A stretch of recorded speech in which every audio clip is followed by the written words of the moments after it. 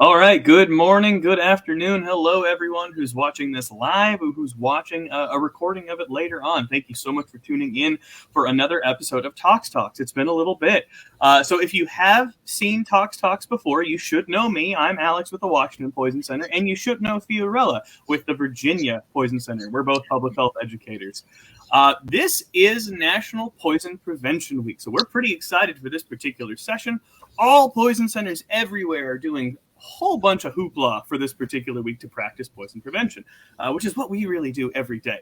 But we want to feature a non-poison center entity to see some of the great poison prevention work they are doing. So we are super duper thrilled to introduce Amy Cross today. She's a project coordinator with the National Pesticide Information Center, or NPIC. If you hear us say NPIC, that's what we're talking about.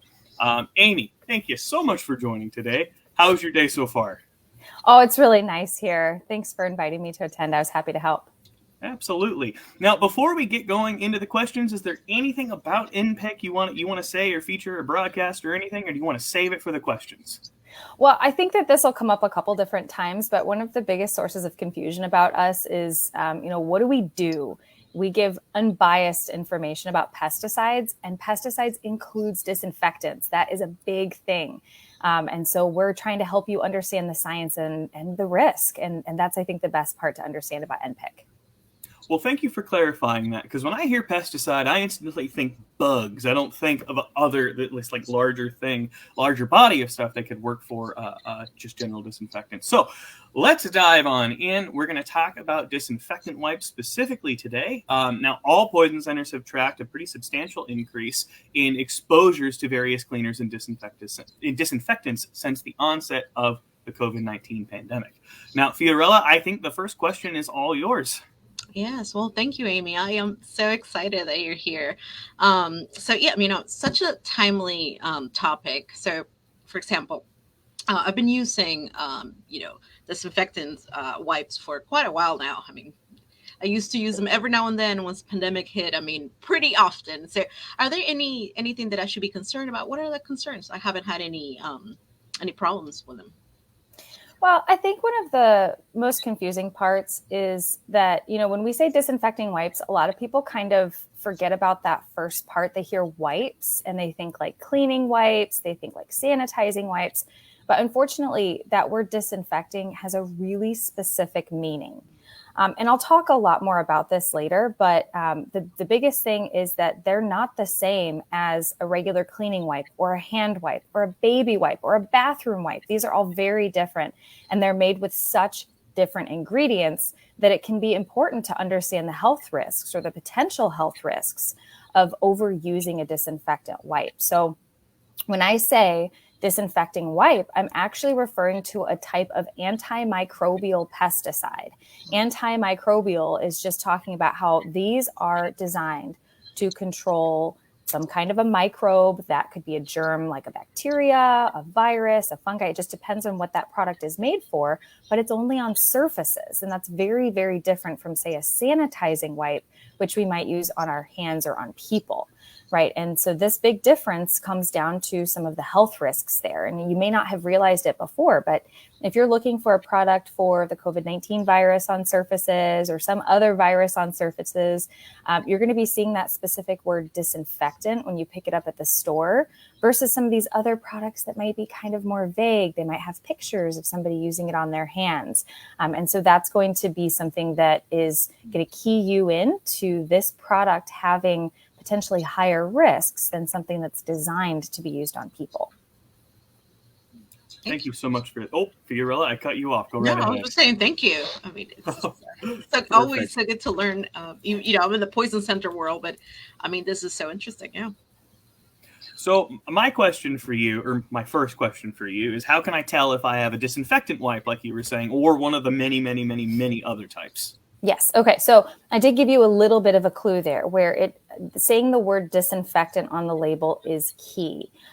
So there's a couple of different types of wipes out there that might say things like sanitizing wipes. And if it says hand sanitizing wipes, or it has a picture of somebody using it on their hands, then that's actually a product that's regulated by a different agency. It's regulated by the FDA for use on people, Whereas disinfecting wipes, the antimicrobial pesticide wipes, those are for use on surfaces only, and they're regulated by the Environmental Protection Agency, or the EPA. And I have here a canister with me to show you some of the particular things on the label that you could look for to help clue you into the idea that this is an antimicrobial pesticide, or one of those types, which is in this case a disinfecting wipe. Disinfecting wipes for viruses in this case. Okay, so that word disinfecting, I already talked about how important that is on the label, right? So I see that first off.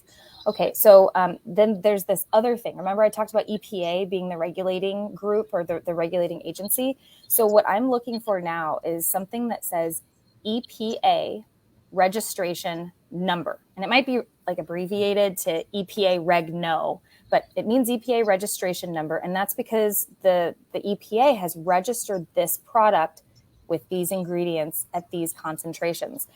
So there's a couple different places it could be. It could be at the bottom here below the active ingredients. It's not actually on this product, though. It's in a different location.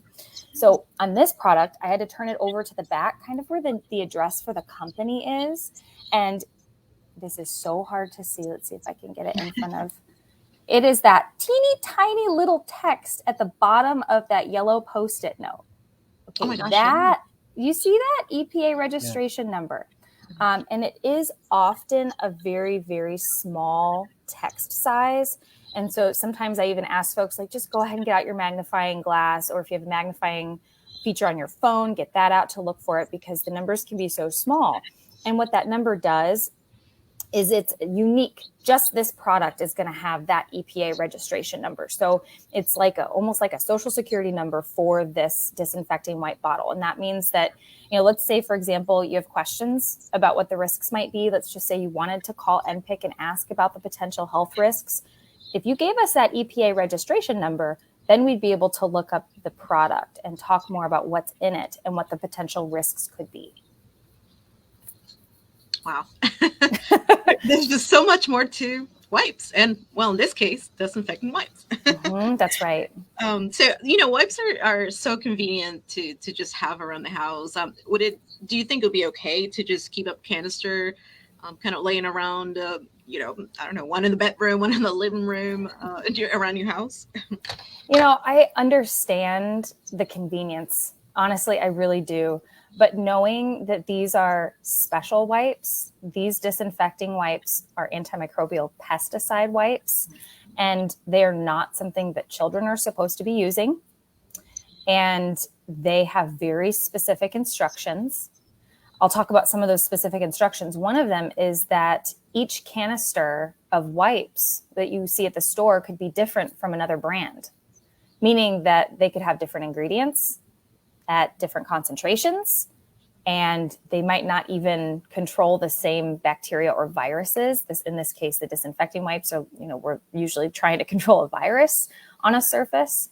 And so because of that, they have very strict instructions.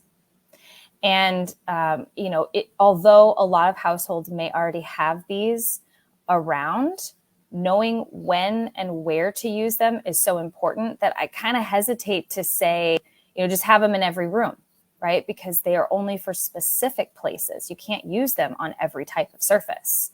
That could increase risks to the user. Some of these are not supposed to be used on surfaces where you prepare food, like the countertop, right? And so having a really clear understanding that you need to be reading the label every time that you're using the disinfecting wipe, that can help you understand the risks better. And also, one of the interesting things we're learning is how powerful the action of soap and water can be. And with soap and water, you're looking at a much lower risk if someone were to accidentally become exposed. Now, of course, it all depends on how much and how and where on the body, but you're looking generally at a lower toxicity ingredient than some of the things that are in some of these wipes. And so if you can use soap and water to clean surfaces or to remove some germs from surfaces, that could be lower risk rather than trying to use it all the time. All right, thank you. So what about risks for kids? Because isn't it can be pretty common for schools to like ask kids to bring in disinfectant wipes on their like back to school lists, right? Yeah. Oh, you're so right. And it's something that I've seen in my own family. So, you might see a note that gets sent home from the teacher that says, prepare for the new school year. Everybody's got to bring, a box of Kleenexes, some of this, some of that, and a canister of disinfecting wipes. And in reality, that's a little misleading because disinfecting wipes usually have a statement on them that says, keep out of reach of children. And that doesn't have very specific guidance on there, but as an educator, we tend to talk about this. Usually kids 18 and under should not be using disinfecting wipes, and that's going to mean no students. So that's really it can lead to misunderstandings, right? If it's on the classroom list. So let's say that you have a classroom where the teacher or another adult is using the disinfecting wipes on the students' tables. There could be some enhanced risk there as well, because like I said earlier, some of these disinfecting wipes aren't for use on surfaces where food could contact. And a lot of classrooms, they might have snack time, or they might even have lunch at their desk. And so their desk effectively becomes a food surface where you could potentially accidentally sit down your sandwich or your chips or your apple or whatever, right? So you can take some precautions if, let's say, a teacher's watching, or if you know that your kids have these types of things used in the classroom. Butcher paper, that brown kind of paper bag type paper, you could consider using that, or a mat that goes down every time you have lunch, because that creates a nice barrier between the sandwich that's going to fall off of the plate and the desk that might have been disinfected. So that makes a lot of sense now. Yeah.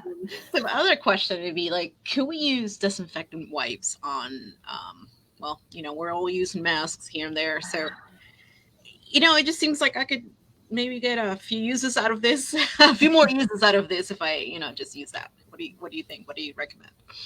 Well, like I said before, the labels have really specific uses, and that is because when the product is approved, it is going through a process where they're looking at the potential risks for someone using it. And if you were to use it on your mask, that could increase your risks from both inhalation of the disinfectant, which is an antimicrobial pesticide, and potentially skin contact with that disinfectant. And so the short answer is no. There are no disinfecting wipes or other disinfectants for household or home use on those kinds of masks. And if it's non-disposable, if it's a cloth face covering, throwing it in the laundry and having the detergent do the work can be an effective way to wash that, for uses down the road. Thank you. All right. So how about flushable wipes? Are flushable wipes considered safe? Gosh, that's such a tough question for me to answer, because flushable wipes, you think of almost anything being flushable, but that's really just not true. Now, aside from the idea that it could potentially damage the plumbing, I'm not an expert in that area. But when we're talking about flushable wipes, we're not usually talking about disinfecting wipes, because disinfecting wipes cannot be used on people. So we're usually talking about something that's like a toilet wipe or a bathroom wipe, something different. And I'm just going to pivot and say that this is something where we're talking about the potential risk to people if they were to accidentally get it on too much of their skin, use it on their face by accident, use it on their hands by accident. And so those risks can increase eye irritation. There's the potential for inhalation irritation with a lot of these different ingredients that are used in disinfectant wipes, eye, skin, and inhalation. I don't know if you all had anything to add about the other kinds of wipes that I'm just not an expert in. No, just from the things I've seen, or, I guess this kind of is a little segue into what I was going to ask. So what kind of calls do you get regarding, disinfecting wipes at NPIC? And for that matter, let's say at Washington Poison Center, what kind of calls do we get there? Yeah, I'll go first if that's okay.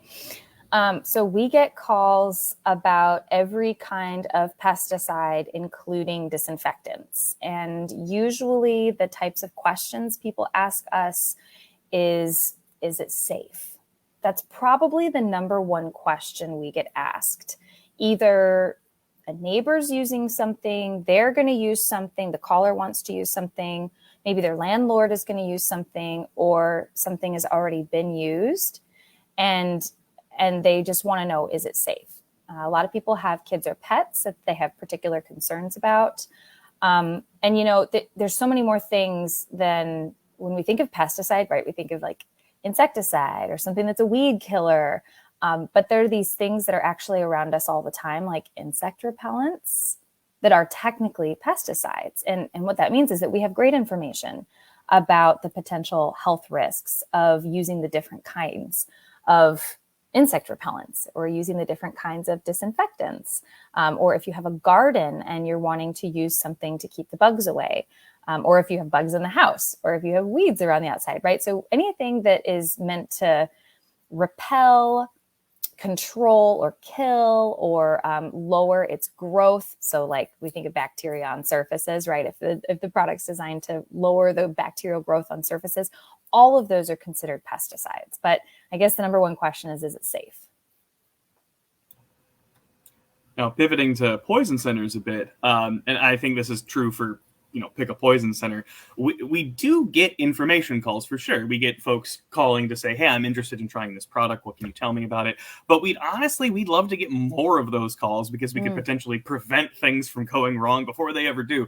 So a lot of the times when someone calls the poison center, it's, something's happened. And so it could be, I used a disinfectant wipe instead of a baby wipe by mistake, or switching the types of products because you're busy and juggling a billion things and just grab the wrong thing. It could be I wiped my mask down and then just in this video just heard that I shouldn't do that. What should I do? It could be anything like that. So we get calls not just for wipes, but disinfectants and cleaners in a variety of forms. Someone could have breathed in fumes from it while they were cleaning, not had proper ventilation, or anything in between. So really, one of the big takeaways is just please call one of our agencies if you have questions about this. And in an active potential poison emergency, just give us a call at the Poison Center. And I don't know if we have the number queued up to come up, but I'll just say it verbally now for the Poison Center helpline. It is 800-222-1222. There we go. It's trailing at the bottom there. Oh, that's wonderful. Perfect. And then do we have the NPIC number ready to display here? Yeah, so the NPIC number would be great if, let's say it isn't an immediate need, right? That's Poison Center. Immediate need is Poison Center. Let's say you're wondering about something, maybe a lot of time has already passed, or it's something in the future, and you're just concerned, you're wanting to ask some questions, dig into the science a little bit more, talk to the pesticide librarians about what's out there. That might be a really good reason to call NPIC, as opposed to an immediate need or medical advice. We don't have that kind of advice, unfortunately. All right, so you pretty much just kind of went over what I was going to ask. I was just like, So I guess anything you want to add when it comes to the reasons to call NPIC? Yeah, well, I think that one of the things that we do hear about is when someone has had some kind of a situation occur and they'd like to report it. The world of pesticides is kind of obscure, right? Because I keep using that word pesticide, but you're like, I'm here for disinfecting wipes, right? The world of pesticides can be a little bit obscure, but we know really well what resources are out there and what services they provide. So I guess the best thing to say is, if you're not sure, give us a call. And if it's not us that can help answer your question, we're typically really good at figuring out who might be the best chance of answering your question. Now, if that's reporting something that has happened, that might be your situation. Or maybe you're trying to get your doctor talking with a different professional, we might be able to point you in another direction. So I guess the best thing is to just give a call, and we'll help you however we can. Perfect. Now, I think this may actually be the last question. I answered my other question in what we said earlier. I love it when we jumple order like that. That was me. So beyond following just the basic product instructions, like you were saying, how else can I keep myself and others safe from a potential exposure to disinfectant wipes? Yeah.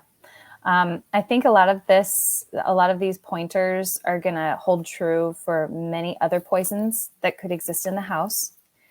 But just like for those with disinfecting wipes or other disinfectants of any kind, having a secure storage location is important. I don't know about you, but I was really comfortable with just kind of sticking that canister under my cupboard, under my sink in the kitchen. But remembering that little ones can get into those cupboards, even if it's a child safety lock, those aren't child-proof. And so making sure it's either up and out of reach, maybe you've got a cupboard in the garage or somewhere, or that cupboard has an actual padlock or key lock on it that the children aren't going to be able to get into. So storage is a really key element. And also, another essential element is always following the entire label. I mentioned before how there are some tricky parts on pesticide labels. Maybe it's only for a certain disinfectant. The disinfectant's only going to work for a certain virus. Or if it has 2 or 3 different viruses that it controls, they're listed there and they have different instructions on how to control them, right? So not just looking at the label, but trying to read most of it, the whole thing, following the entire label. And there's one really key piece that I missed here, which is called the contact time. So when you read a disinfectant label, there's going to be a part of the label that mentions how long to leave it wet on surfaces. So this is the amount of time that it needs to actually work against that germ on the surface. It's called the contact time. You might see it as dwell time, or it might just say time listed there. But you're looking for usually minutes and seconds. And it could be as little as 30 seconds to a minute or several minutes. But if you aren't able to leave that wet on a surface, visibly wet on that surface for that amount of time, it's not going to be guaranteed to actually do the job. So following the entire label, including where it can be used and that contact time, are going to be essential. And then, of course, always having that first aid handy if something were to go wrong, because these disinfecting wipes are not meant to be used on people, and they can be confused that way. So if something were to go wrong, having that number for poison control handy, or having that first aid handy, is important. Oh, perfect. I love that you said safe storage. That's like the bread and butter of poison prevention messaging from Poison Center perspectives as well. And also, folks, just a reminder, read the instructions, please. Read all of them. I'm just going to throw this out there, too. Don't mix products together, please. Don't take one cleaner and throw it in with another. Don't add things to the disinfectant wipes, because that can create some funky and toxic combinations there.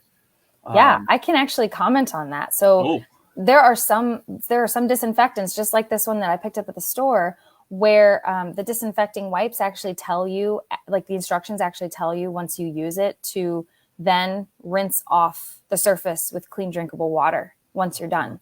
And by doing that, what you can do is, number one, you can prevent accidental residues from getting on you or someone else in the area. Also, if you're using different products simultaneously, you can prevent mixing of those residues, which, like you said, can create some toxic gases or other toxic chemicals. Right. I'm going to backtrack too. You mentioned how child resistant is not child proof. We can never echo that enough, especially because kids are always growing and developing. And if you have a climber in the house, like, whew, good luck. Really, really, really emphasize that safe storage. My managing director once said, for something to be fully child proof, it's adult proof. So kids are crafty. They will find their way into things. All right, folks. Well, I think this is a good point for us to wrap up, unless there are final comments or questions from either Fiorella or Amy. Well, I would just like to say, you're not a table, read the label. I can't be credited with that. That's not something I came up with, but it does help you remember that these disinfecting wipes are for surfaces, not people. So you're not a table, read that label. Oh, I love that.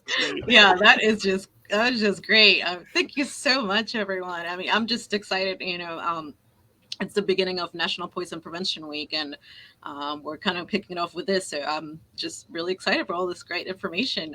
Thank you again. You're welcome. Take care. Thanks, everyone. Stay safe.